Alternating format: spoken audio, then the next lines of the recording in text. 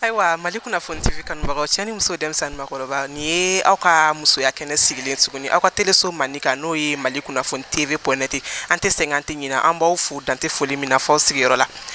bi an sera mɔgɔ ma bi an nana se an ka belebele dɔ ma ale ye belebele ni ko belebele n tɛ sɛgɛn a fɔli la belebele tɛ stadiya ye belebele tɛ kunbaba ye belebele ye fɛn min muso min sera ka wuli k'i cɛ siri ka dɔ kɛ i yɛrɛ k'i kana siri mɔgɔ ɲɔgɔn na o de ye belebele bon ni fɛnɛ ye muso belebele dɔ ye aw bɛ n'a ye sɔɔni dɔrɔn. Ok, sisan ni an ka invité ɲɔgɔn bolo an bɛna masala dɔ n'aw bɛ se ka faamuyali sɔrɔ cogoya min na ma chérie ça va? Ça va, somɔgɔw? Tɔɔrɔ tɛ, tu es toute belle wa sourire ni a dan ye sisan i b'i tɔgɔ i jamu i b'o fɔ an lajɛbagaw ɲɛna sani an ka tɛmɛ ni kumatɔ ye. Ne tɔgɔ ye Awa Dunbiya mais bɛɛ bɛ n dɔn Sirani ne la voilà. Ok, Awa Dunbiya mais tu es connue sous le nom de Sirani. Sisan Sirani i tɔgɔ ni jamu f'an ɲɛna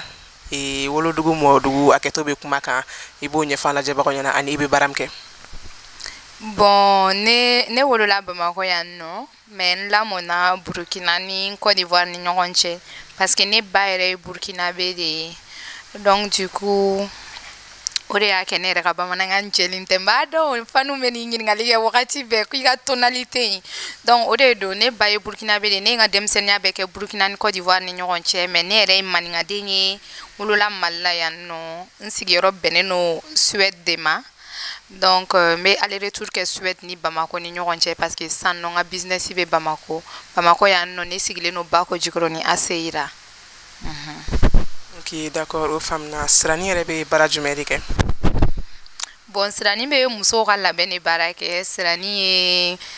bon ne yɛrɛ dɔnna Sirani Air de la Sirani Air ye anw yɛrɛ ka mèche marque de ye cheveux humains ninnu i n'a fɔ ka perruque brésilien minnu yɛrɛ ye kunsigi 100% ye Sirani y'a ka baara daminɛ n'o de ye o kɔfɛ an bɛ make-up kɛ mɔgɔw ɲɛda la an bɛ soins fana kɛ an ka clientes la i n'a fɔ soins de corps ni soins de visage ni ka sɔni permanent kɛ pédicure manicure wa o fana kɔfɛ sisan nɔ Sirani y'a ka marque de cosmétique fana lancé Skin by Sirani donc Sirani ka tulu n'a ka safinɛ n'a ka gommage de corps mɔgɔ finman ni mɔgɔ jɛman o bɛɛ bɛ yen n'an yɛrɛ ko an b'a filɛ Sirani yɛrɛ bɛ beauté de la musow ka labɛn Sirani b'o de kɛ. Voilà en un mot Sirani ka baara bɛ musoya de concerné donc an bɛ chemin falen dɔɔni Sirani pour toi musoya yɛrɛ ye mun de? Bon ne yɛrɛ kɔni fɛ musoya ye labɛnko ɲuman ye kasa duman ani musoya kan ka kɛ min ye ne fɛ a kana dan i ka labɛn bɛ kɛ kɛnɛkan labɛn fana ye i bɛ muso min ye kɛnɛma a ka ɲi a labɛnnen no ka ɲɛ i ka sokɔnɔna fana kan ka labɛn tan tɔ k'i ka sokɔnɔna kasa diya k'i yɛrɛ fana suma diya kosɛbɛ musoya ye tobili duman kɛ ye ka maaw ladon hali ni dusukasi bɛ mɔgɔ min na ka se ka nisɔndiya lase o tigi ma voilà o yɛrɛ de kama ne nisɔn ka di wagati bɛɛ. Elle a parfaitement raison Sirani ye min fɔ tan de don musoya n'i ko musoya muso kan ka kɛ fɛn min ye kasa duman labɛn tobili ɲuman ale ni k'i fɛla mɔgɔw ɲini k'o dɔn kosɛbɛ sisan Sirani e ka baara in daminɛ ni bi cɛ a bɛ wagati joli de bɔ? Ne y'an san 1 ani kalo 8 ye parce que salon in dayɛlɛla le 12 décembre 2019 voilà en san 2 bɛ dafa décembre wɛrɛ la donc ni y'an san 1 ni tila ye kɔni alhamdulilayi. Ok d'accord comme o ti wagati janba ye ten a daminɛli ni sisan cɛ Sirani ye gɛlɛya jumɛn de sɔrɔ baara in kɔnɔna la? A baden baara in daminɛ a ma nɔgɔya dɛ parce que c'était vraiment un nouveau concept Maliens kun ma delara kosɛbɛ ka na butigi kɛ belebeleba sanfɛ ni duguma ko e bɛ ka kunsigi dɔrɔn feere mɔgɔw kun t'o faamuya k'i bɛ ka beauté salon dɔrɔn de kɛ donc a daminɛ gɛlɛyara il fallait que ne kun ka nin culture don n ka clientes ra ka se k'u lafaamuya pour ko ka famia donc ne yɛrɛ sira ni ye san kelen ani kalo saba kɛ ne tɛ ka wari sɔrɔ n ka baara in na n bɛ wari bɔ n yɛrɛ kun ka don n ka salon na parce que c'était un de mes plus grands rêves wa n kun dannen don n ka rêve fana na et je savais que un jour ça allait prendre ala fana y'a kɛ don dɔ la a y'a ta bibi na alhamdulillah an yɛrɛ b'an yɛrɛ ɲini client na mèches bɛ san cogo min na entretien de perruque bɛ kɛ tantɔ soin de corps bɛ kɛ tantɔ donc baara in yɛrɛ gɛlɛya depuis ne ye n ka baarakɛyɔrɔ dayɛlɛ a gɛlɛya de cayara n'a timimayɔrɔ ye parce que timimayɔrɔ o daminɛna kɔsan in na de gɛlɛya bɛ fɛn bɛɛ la mais il faut toujours croire à ses rêves et puis persévérer et aller en avant. Voilà, Nemo, ça c'est un petit conseil aux femmes na donc gɛlɛya bɛ fɛn min na i yɛrɛ ko k'i sɛgɛnna kosɛbɛ mais est ce que sirani bɛ ka commencer sisan k'a ka baara in nafa sɔrɔ kosɛbɛ bi kɔni an kana ala tɔgɔ jugu fɔ an bɛ yɔrɔ min na bi an dɔnnen no mali kɔnɔ yan nɔ ani mali kɔ kan sanni bɛ kɛ kosɛbɛ client nafamanw b'an bolo tɔgɔtigiw b'o la i n'a fɔ tɔgɔba yɛrɛ tɛ minnu na minnu fana ye discrètes ye donc du coup an bɛ ala tanu bi k'a barikada bi ka fisa kosɛbɛ ni ala n'a kira sɔnna sirani yɛrɛ bɛ sirani air kɛ Abidjan Dakar sous région in bɛɛ la parce que an ka di mɔgɔw ye mali kɔnɔ yan cogo min na dɛ u b'an ka baara fɛ cogo min na an ka du ye kɔ kan tantɔ fana de. Voilà, justement en parlant de ça n yɛrɛ tun bɛ n'o question de poser sirani ka projet ye mun ye sirani air yɛrɛ base kɔnɔ ani ka ɲɛsin musow ma e ka projet ye jumɛn de ye dans l'avenir. Awa sirani air ye fɛn min ye ni yɛrɛ y'a kɔlɔsi ne ka logo kan sɛbɛnlen no sirani air Stockholm parce que sirani air daminɛna Suède de o bɛnna ne sigiyɔrɔ ma capitale la Stockholm donc an yɛrɛ k'a fɔ ko sirani fɔlɔ Afrique yan nɔ o kɛra Mali ta de parce que ne yɛrɛ ye malien ye n'i ma fɛn min minɛ daminɛ i faso la i tɛ se ka taa kɛ yɔrɔ wɛrɛ sinon ne kun b'a daminɛ Abidjan parce que ne bɛ ka baara min kɛ o de ka di ivoirien ye kosɛbɛ mais alhamdulillah an ni malien bɛ ka bɛn a la bi ça va Dieu merci sirani ka projet a ka bon parce que ne yɛrɛ bɛ participer événement internationaux ni nationaux ra mais n bɛ fɛn bɛɛ dɔɔni kɛ quoi bon n yɛrɛ fana dɔnnen no bi dɔɔni tɔgɔ fitinin bɛ n na a bɛ k'an mako ɲa ne ka projet ye min ye ka sirani air ɲɔgɔnna kɛ Mali ville bɛɛ kɔnɔ kelen kelen ka tila k'a kɛ sous région capitale bɛɛ kɔnɔ k'a daminɛ Côte d'Ivoire ni Dakar ye Ouagadougou Séné Niger Niamey Lomé, Cotonou, les trucs comme ça, ni ala n'a kira sona. Au fana projet avec Anna. Inch'Allah, voilà ka projet au bien réalisé. Voilà, c'est ça nos femmes na. Est-ce que sirani furule no? Ah ouais, sirani furule no ni asa ngolon fly. Ah bon? Il veut que la kaouli qui jo, jama qui l'a déjà follow. No, entretien da. Dem sirani mula. Bon, den tɛ sirani bolo sirani yɛrɛ ma prêt den wolo kama fɔlɔ n'ala sɔnna sirani ka den wolo o bɛ daminɛ san 30 kɔfɛ bibi in na ne den yɛrɛ ye ne ka sirani air butigi de ye donc n bɛ k'o de lamɔ kosɛbɛ a ka tagama ka bɔ a yɛrɛ la. Ok, donc n'ale bɔra a yɛrɛ la a dɔgɔninw bɛ sɔrɔ ka na. Ok, d'accord. Aux femmes na sirani conseil jumɛn de b'i bolo vu que tu es une femme battante ka conseil dɔ lase jeune fille ma i ɲɔgɔnna dɔw ma u ka se ka courage sɔrɔ ka nafa sɔrɔ hali n'u m'u ta kɛ salon ye u fɛnɛ ka se ka entrepreneuriat dɔ kɛ pour que u fɛnɛ bɛ se ka bɔ nɔgɔ la dɔɔni quoi. Bon, ne bɛ se ka min fɔ muso ɲɔgɔnw ye dans la vie fɛn o fɛn y'i ka rêve ye il faut y croire ko bɛ n'a wagati de don mais tant que e fana m'i sen bɔ i kɔnɔ kɔrɔ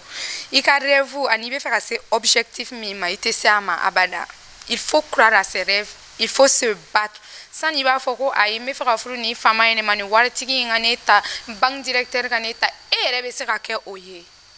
e yɛrɛ bɛ se ka k'i yɛrɛ ka fama ye ka tila tun k'i jɛɲɛ cɛ furu siri piɲaw an b'o génération de la o ka baara kɛ ka wari ɲumanba sɔrɔ i fadenw b'a ye walayi muso bɛɛ bɛ se k'a kɛ wa i ka idée kolonba min b'i kunna kɛ sigi i ka réfléchi dɔɔni dɔrɔn i k'a développer n'i ma dara taa mɔgɔ fɛ i dalen don mɔgɔ min na i kɔrɔma ɲɔgɔn dɔ ne dɔgɔnin baden de bɛ na n'u ka idée ne b'u dɛmɛ k'a développer ne tɛ denmisɛnnin ye dɛ sira ni bɛna san 30 de sɔrɔ sisan nɔ donc du coup i dalen don mɔgɔ min na i bɛ t'o fɛ o b'i dɛmɛ ni yɛrɛ fana bɛ se ka mɔgɔ minnu dɛmɛ i b'u dɛmɛ et puis il faut beaucoup travailler avec l'internet an ka génération na sisan nɔ ala y'a bɛɛ nɔgɔya an ye fɔlɔ la an baw n'an faw n'o tun ye entreprise kɛ u bɛ wari min don communication na télévision so ni radio so ra ala dɔrɔn de b'a dɔn mais bi anw ka tile ra i tɛ hali dɔrɔmɛ kelen bɔ i yɛrɛ ka personne b'i ka publicité kɛ et puis ko be nfɛ k'a fɔ Mali muso ye ne yɛrɛ muso ɲɔgɔn ye ni ni mɔgɔ min bɛ baara kelen kɛ o t'aw kɛlen ye ɲɔgɔn jugu ye o de développelen no tubabula kosɛbɛ aw bɛ baara kelen na aw b'aw tigɛ don ɲɔgɔn bolo n'aw fila yɛrɛ ye kumaba fila ye aw kumabaw bɛ se ka fitinin tɔw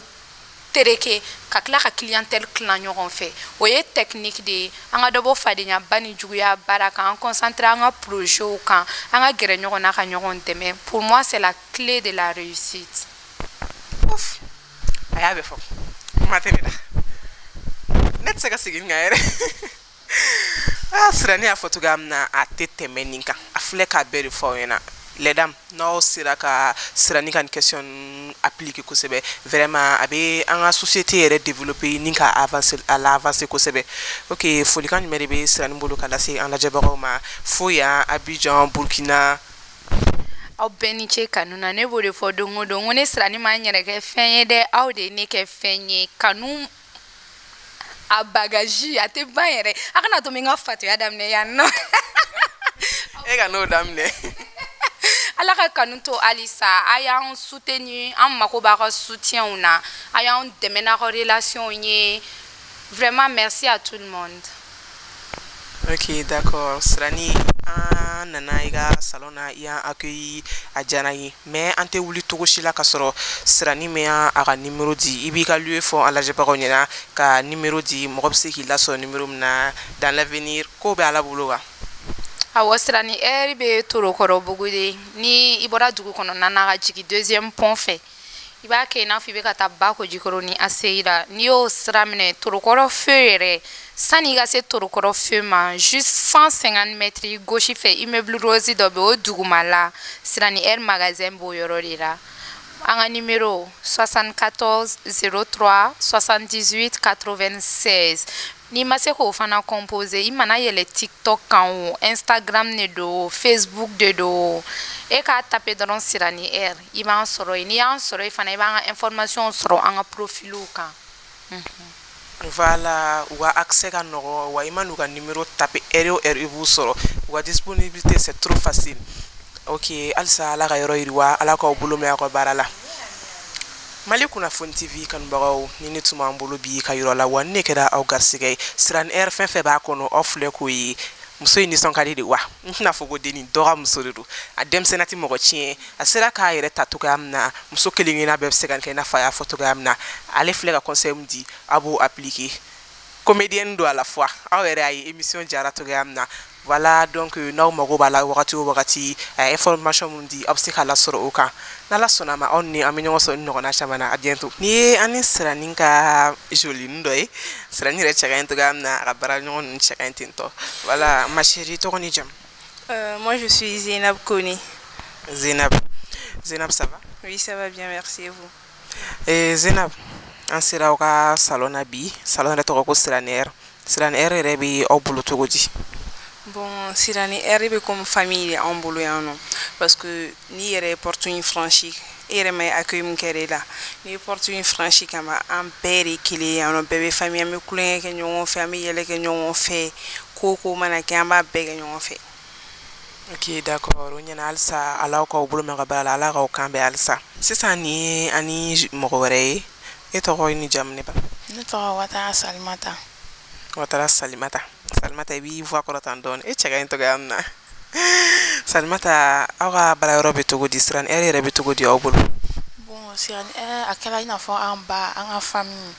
a y'an ta ni bolo fila ye bon ne ye Ivoirienne ye fana ni a ye ne la salon na a ye ne ta ye a dɔgɔnin ye a den en tout cas Sirani air kɔni an ka fɛn bɛɛ le don. Ok d'accord o ɲɛna halisa ala k'aw bolo mɛn a la.